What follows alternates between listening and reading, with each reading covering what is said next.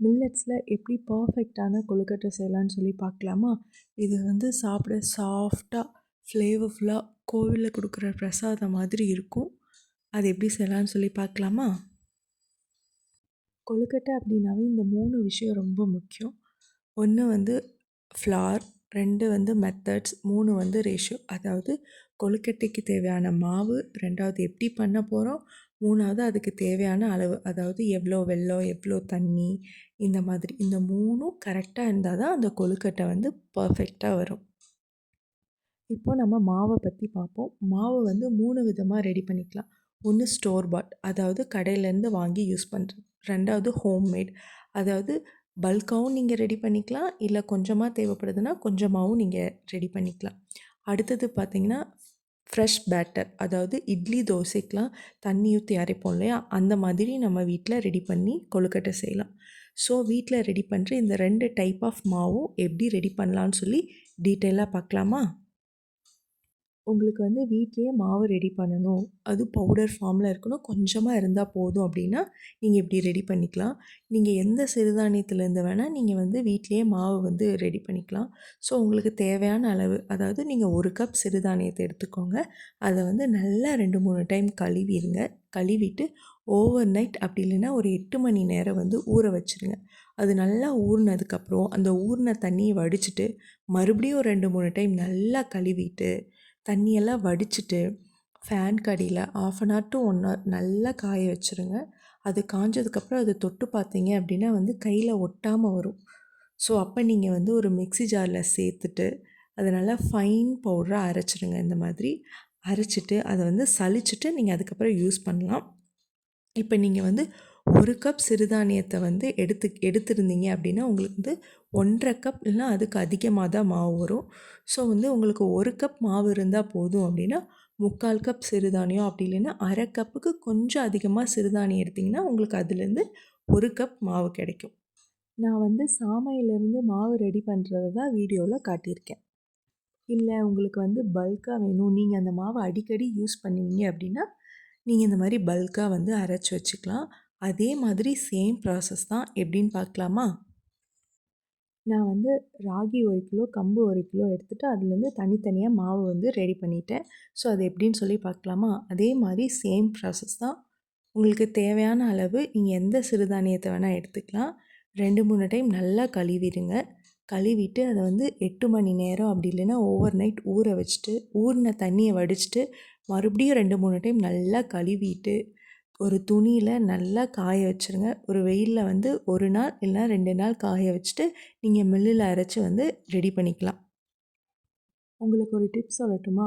உங்களுக்கு சண்டே தான் லீவு அப்படின்னா வந்து சாட்டர்டே மார்னிங் ஒரு 9 மணி வாக்கில் உங்களுக்கு தேவையான அளவுக்கு சிறுதானியத்தை எடுத்து ஊற வச்சுருங்க. 2-3 டைம் கழுவிட்டு அது வந்து நல்லா ஊறினதுக்கப்புறம் ஒரு 8 மணி நேரம் கழித்து மறுபடியும் 2-3 டைம் கழுவிட்டு நைட்டு ஃபுல்லாக ஃபேனில் காய வச்சுருங்க. அது நல்லா ஒரு 50 to 60% காஞ்சிரும். ஸோ அடுத்த நாள் சண்டே வந்து வெயிலில் காய போட்டிங்கன்னா போதும், ஈவினிங் போய் வந்து அரைச்சிட்டு வந்துடலாம். இதில் வந்து ஒரு பெரிய வேலையே கிடையாது. நமக்கு வந்து வெதர் சப்போர்ட் மட்டும் இருந்துச்சுன்னா போதும். நல்லா வெயில் அடிச்சிச்சுன்னா சண்டே ஈவினிங்கே போய் நம்ம அரைச்சிட்டு அதை வந்து யூஸ் பண்ணிக்கலாம். அடுத்து வேறு விதமாகவும் வீட்லேயே மாவு ரெடி பண்ணலாம். அது எப்படின்னு சொல்லி பார்க்கலாமா? 1 கப் அளவுக்கு உங்களுக்கு தேவையான சிறுதானியத்தை எடுத்து 2-3 டைம் கழுவிட்டு அதே மாதிரி ஒரு 8 மணி நேரம் ஊற வச்சுருங்க. அது ஊறினதுக்கப்புறம் அந்த தண்ணியை வடிச்சிட்டு மறுபடியும் 2-3 டைம் நல்லா கழுவிட்டு ஒரு மிக்ஸி ஜாரில் சேர்த்துட்டு தேவையான அளவு தண்ணி சேர்த்து இந்த இட்லி தோசைக்கெலாம் மாவு அரைப்போம்ல அந்த மாதிரி ஃபைனாக நல்லா அரைச்சிட்டு அதுலேருந்து நம்ம வந்து கொழுக்கட்டை செய்யலாம். ஸோ நம்ம வந்து வீட்லேயே 2 விதமாக மாவு எப்படி ரெடி பண்ணலான்னு சொல்லி பார்த்துட்டோம். ஸோ அடுத்து இந்த மாவை வச்சு எப்படி கொழுக்கட்டை செய்யலான்னு சொல்லி நம்ம பார்க்கலாம். அடுத்து நம்ம 3 மெத்தடில் வந்து கொழுக்கட்டை வந்து ரெடி பண்ணலாம். 1 ஈஸி மெத்தட், 2வது ஹல்வா மெத்தட், 3வது பேட்டர் டு ஹல்வா மெத்தட். இந்த நேம்ஸ்லாம் நானாக வச்சது தான். ஸோ தட் உங்களுக்கு வந்து ஈஸியாக புரியணும் அப்படிங்கிறதுக்காக இந்த ஒவ்வொரு மெத்தடும் நம்ம வந்து டீட்டெயிலாக பார்ப்போம். அது கூடவே அதுக்கு தேவையான இன்க்ரீடியன்ட்ஸ், அதோட ரேஷியோ எல்லாமே பார்த்துடலாம். Easy method. ஏன் இது ஈஸி மெத்தட் அப்படின்னா இது வந்து ஈஸியாக குயிக்காக வந்து இந்த கொழுக்கட்டையை வந்து ரெடி பண்ணிடலாம். ஸோ அதுக்கு வந்து சிறுதானிய மாவு 1 கப், இனிப்பு வந்து 3/4 கப். நீங்கள் எது வேணால் எடுத்துக்கலாம். வெல்லம், கருப்பட்டி, நாட்டு சர்க்கரை இதில் எது வேணால் எடுத்துக்கலாம். சுக்கு, ஏலக்காய் தட்டி சேர்த்துக்கலாம், இல்லை பவுடராக கூட சேர்த்துக்கலாம். தண்ணி வந்து தேவையான அளவு. இந்த ஈஸி மெத்தடில் நான் வந்து கம்பு கொழுக்கட்டை பண்ணி காட்டுறேன். 1 கப் அளவுக்கு கம்பு மாவு எடுத்துகிட்டு நல்லா வறுத்துக்கணும். தீயை லோ ஃப்ளேமில் வச்சுட்டு அந்த மாவில் சூடு ஏறுற அளவுக்கு வறுத்துட்டா போதும். அது ஆறுனதுக்கப்புறம் அதில் 3/4 கப் நாட்டு சர்க்கரை சேர்த்துக்கிறேன். கொஞ்சமாக ஏலக்காய் சுக்கியை தட்டி அது கூட சேர்த்துட்டு கொஞ்சமாக குட்டி குட்டியாக கட் பண்ண தேங்காயை நல்லா எண்ணெயில் வதக்கிட்டு அதையும் அது கூட சேர்த்துக்கிறேன். இப்போ வந்து தண்ணியை கொஞ்சம் கொஞ்சமாக தெளித்து பிடிச்சு பார்த்துட்டே வரணும். அப்படி பிடிக்கிறப்போ அந்த மாவு வந்து உதிராமல் நல்லா ஸ்டிஃபாக கொழுக்கட்டை மாதிரி நின்றுச்சு அப்படின்னா வந்து இதுதான் சரியான பக்குவம். ஸோ கையில் நல்லா எண்ணெய் தேய்ச்சிட்டு பிடித்தோம் அப்படின்னா பிடி கொழுக்கட்டை ரெடி. உங்களுக்கு பிடிச்ச கொழுக்கட்டை மோல்டில் கூட வச்சு ரெடி பண்ணிக்கலாம். ஸோ இதை வந்து ஆவியில் ஒரு 7லேருந்து 10 நிமிஷம் வேக வச்சுட்டு அதை ஆற வச்சு சாப்பிட்டு பாருங்கள். ரொம்ப நல்லாயிருக்கும். இந்த ஈஸி மெத்தடில் வீட்லேயே ரெடி பண்ண திணை மாவை வச்சு திணை கொழுக்கட்டை எப்படி பண்ணலான்னு சொல்லி பார்க்கலாமா? 1 கப் அளவுக்கு திணை மாவை எடுத்துட்டு அதை நல்லா வந்து வறுத்துக்கணும். தீயை குறைச்சி வச்சுட்டு அதில் நல்லா சூடு ஏறுற அளவுக்கு வறுத்துட்டா போதும். அது ஆறுனதுக்கப்புறம் அதில் வந்து நான் 3/4 கப் கருப்பட்டியை மிக்சியில் பொடி செஞ்சு அதை சேர்த்துக்கிறேன். கொஞ்சமாக ஏலக்காய் சுக்கி தட்டி சேர்த்துட்டு எண்ணெயில் வந்து முந்திரி குட்டி குட்டியாக கட் பண்ண தேங்காயை வதக்கிட்டு அதையும் அது கூட சேர்த்துட்டு கொஞ்சம் கொஞ்சமாக தண்ணி சேர்த்து பிடிச்சு பார்த்துட்டே வரணும். அந்த மாவு உதிராமல் நல்லா ஸ்டிஃபாக கொழுக்கட்டை மாதிரி நின்றுச்சுன்னா அதுதான் சரியான பக்குவம். அடுத்து நீங்கள் பிடி கொழுக்கட்டையாகவும் வேக வச்சு சாப்பிட்லாம். அப்படி இல்லைன்னா உங்களுக்கு பிடிச்ச கொழுக்கட்டை மோல்டில் கூட ஒரு 7 to 10 மினிட்ஸ் ஆவியில் வேக வச்சு ஆற வச்சு சாப்பிட்டு பாருங்கள், நல்லாயிருக்கும். அடுத்து ஹல்வா மெத்தட். ஏன் அப்படின்னா ஹல்வா மாதிரி கிண்டி தான் வந்து கொழுக்கட்டையை வந்து ரெடி பண்ண போகிறோம். இதுக்கான இன்க்ரீடியன்ட்ஸ் அண்ட் ரேஷியோ பார்த்துடலாமா? 1 கப் அளவுக்கு சிறுதானிய மாவு, 3/4 கப் அளவுக்கு இனிப்பு. நீங்கள் வெல்லம், கருப்பட்டி, நாட்டு சர்க்கரை இதில் எது வேணால் எடுத்துக்கலாம். கொஞ்சமாக ஏலக்காய் சுக்கு பவுடராக கூட எடுத்துக்கலாம், இல்லைனா தட்டி கூட சேர்த்துக்கலாம். தண்ணி வந்து 1/4 கப். இந்த ஹல்வா மெத்தடில் வீட்லேயே ரெடி பண்ண சாம மாவை வச்சு சாம கொழுக்கட்டை எப்படி பண்ணலான்னு சொல்லி பார்க்கலாமா? 1 கப் அளவுக்கு சாம மாவை எடுத்துகிட்டு அது சூடேற வரைக்கும் குறைஞ்ச தீயில் நல்லா வறுத்துக்கணும். அடுத்து ஒரு பாத்திரத்தில் 3/4 கப் வெல்லம் எடுத்துகிட்டு கொஞ்சமாக 1/4 கப் அளவுக்கு தண்ணி சேர்த்து கொஞ்சமாக ஏலக்காய் சுக்கி தட்டி போட்டுட்டு அந்த வெல்லம் கரையிற அளவுக்கு இருந்தால் போதும். பாகுபாடு எதுவும் தேவையில்லை. அது கரைஞ்சதுக்கப்புறம் ஒரு பேனில் கொஞ்சமாக நெய் இல்லைன்னா எண்ணெய் உங்களுக்கு எது பிடிக்குதோ அதை சேர்த்துட்டு கொஞ்சமாக முந்திரி, அதுக்கப்புறம் அந்த வெள்ளை கரைசலி இதில் ஊற்றி அதுக்கப்புறம் அந்த வறுத்த சாமா மாவையும் கொஞ்சம் கொஞ்சமாக ஆட் பண்ணி கைவிடாமல் கிளறிட்டே வந்தீங்க அப்படின்னா வந்து ஹல்வா மாதிரி திரண்டு கெட்டியாக வந்துடும். இது ஆறுனதுக்கப்புறம் கையில் எண்ணெய் வச்சு பிடிச்சோம்னா பிடி கொழுக்கட்டை, இல்லைன்னா உங்களுக்கு கொழுக்கட்டை மோல்டில் கூட வச்சு ஒரு ஆவியில் 7லேருந்து 10 நிமிஷம் வேக வச்சு ஆற வச்சு சாப்பிட்டிங்கன்னா சூப்பராக இருக்கும். இந்த ஹல்வா மெத்தடில் வீட்லேயே ரெடி பண்ண ராகி மாவை வச்சு ராகி கொழுக்கட்டை எப்படி செய்யலான்னு சொல்லி பார்க்கலாமா? சேம் அதே ப்ராசஸ் தான். 1 கப் அளவுக்கு ராகி மாவு எடுத்து சூடேற வரைக்கும் நல்லா குறைஞ்ச தீயில் வறுத்துக்கணும். அடுத்து உங்களுக்கு தேவையான அளவுக்கு, அதாவது கொஞ்சமாக வேர்க்கடலை எடுத்து நல்லா வறுத்துட்டு அதோட தோலை உரித்து 1, 2ஆக தட்டி வச்சுக்கோங்க.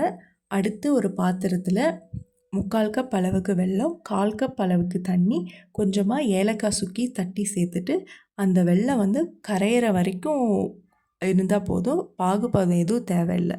அடுத்து ஒரு பேனில் கொஞ்சமாக நெய் இல்லைன்னா எண்ணெய் சேர்த்துட்டு அந்த 1, 2ஆக தட்டி வச்ச வேர்க்கடலையும் சேர்த்துட்டு அடுத்து அந்த வெள்ளை கரைசலையும் ஊற்றிடுங்க. ஊற்றிட்டு அடுத்து அந்த ராகி மாவை கொஞ்சம் கொஞ்சமாக சேர்த்து கைவிடாமல் கிளறிட்டே வந்திங்கன்னா ஹல்வா மாதிரி திரண்டு நல்லா திக்காக வந்துடும். இது ஆறுனதுக்கப்புறம் உங்களுக்கு பிடிச்ச ஷேப்பில் கொழுக்கட்டை பண்ணி ஆவியில் வந்து ஒரு 7லேருந்து 10 நிமிஷம் வேக வச்சு ஆற வச்சு சாப்பிட்டு பாருங்கள், நல்லாயிருக்கும். அடுத்து பேட்டர் டு ஹல்வா மெத்தட். அப்படின்னா வீட்டில் எப்படி இட்லி தோசைக்கெலாம் மாவு அரைப்போம் அந்த மாதிரி தண்ணி ஊற்றி நல்லா அரைச்சிக்கிறது.